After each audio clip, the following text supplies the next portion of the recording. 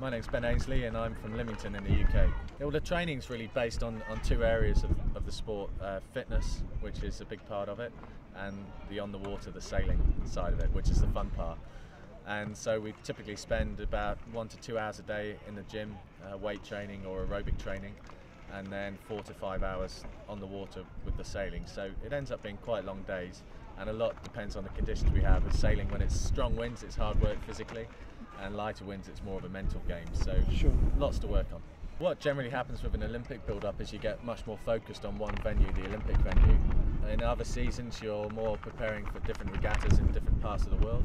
With the Olympics, it's just about the venue. So here in Weymouth, Poland, which is the venue for 2012, we're here now training a year before the Games, and that will be the case for 2012. The whole of 2012 will be focused on preparing for the specific conditions that we get here in Weymouth and Portland. Diet's important, and for me, I'm constantly trying to keep my weight up. I have to race at about 10 kilos heavier than my natural body weight. So I eat a lot of protein, a lot of food in general, trying to keep the calorie intake high because we're burning a lot throughout the day. So diet is very, very important, and certainly to keep increasing the weight and the muscle mass through the weight training.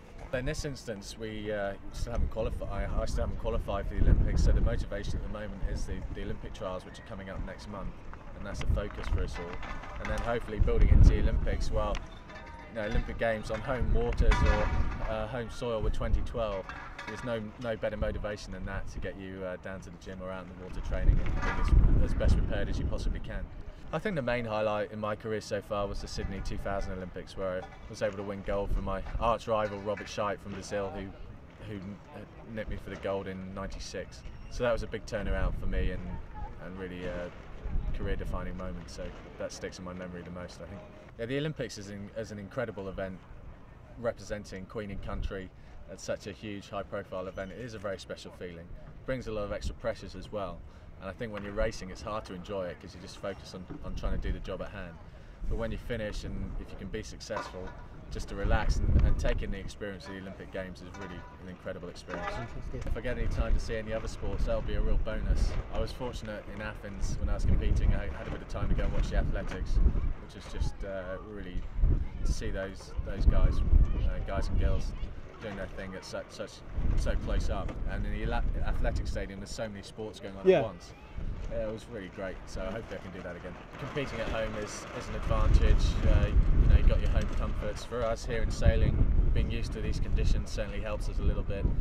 The flip side is that it's harder to stay focused, I think, because when you're away from home, family and friends, and you're just focused on your sport, it's a lot easier than when you're at home and you've got all the distractions of being at home. For anyone involved with sport in the UK, whether you're competing or not, it's going to be massive. I hope I'm competing. If I could go out and win another gold medal, well, that would really, it's hard to describe how amazing that would feel. Hopefully I can get there and I'll let you know.